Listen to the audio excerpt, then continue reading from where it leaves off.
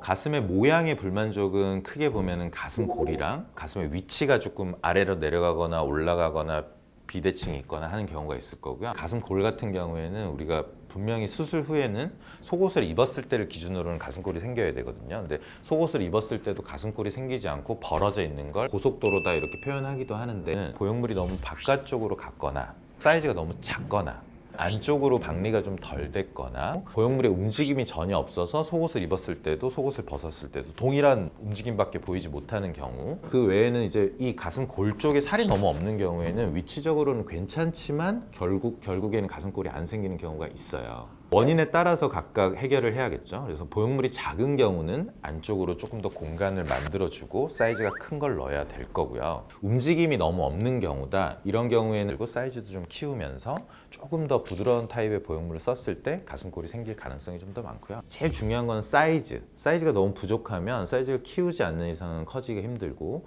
두 번째로는 이제 연조직 자체가 부족한 경우에요. 그런 경우는 너무 보형물이 커지면 인위적이고 너무 선이 뚜렷하고 자연스럽지 못하기 때문에 안쪽에 지방 이식을 한다거나, 체중이 너무 안 나가시는 분들은 체중을 조금 늘리시는 것도 가슴골에 있어서는 도움이 됩니다.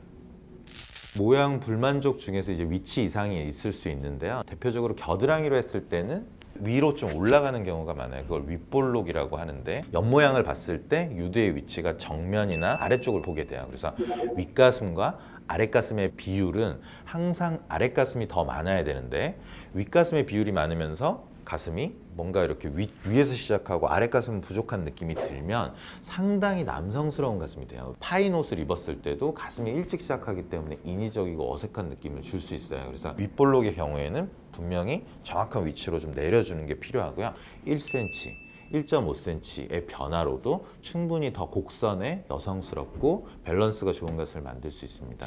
그 다음에 윗볼록과 반대로 가슴이 너무 아래쪽으로 간 걸 밑빠짐이라고 그러고요. 그러니까 가슴 수술이라는 건 보형물을 갈비뼈에다가 고정을 하거나 묶어 놓는 게 아니기 때문에 조직이 부드러운 경우에는 점점점 시간이 지날수록 아래쪽으로 내려갈 수 있고요. 수술적으로 봤을 때도 공간을 너무 밑으로 박리를 하는 경우에 아래쪽으로 내려갈 수 있겠죠. 결국에는 밑빠짐이 생겼을 때 문제는 가슴이 두 줄로 이중주름으로 보일 수 있다는 것과, 옆모양을 봤을 때 윗가슴이 굉장히 없으면서 유두가 상당히 위쪽을 보고 있어요. 뭐 이중주름이나 이런 게 없더라도 상당히 가슴이 좀 처져 보인다, 이렇게 느낄 수 있기 때문에 교정은 좀 해야 되는데요. 아래쪽에 불필요하게 늘어져 있는 막을 충분히 줄여주는 거죠. 어떤 방식을 하더라도 넓어져 있고 아래로 내려가 있는 공간을 위쪽으로 올려주는 방식의 수술이 필요합니다.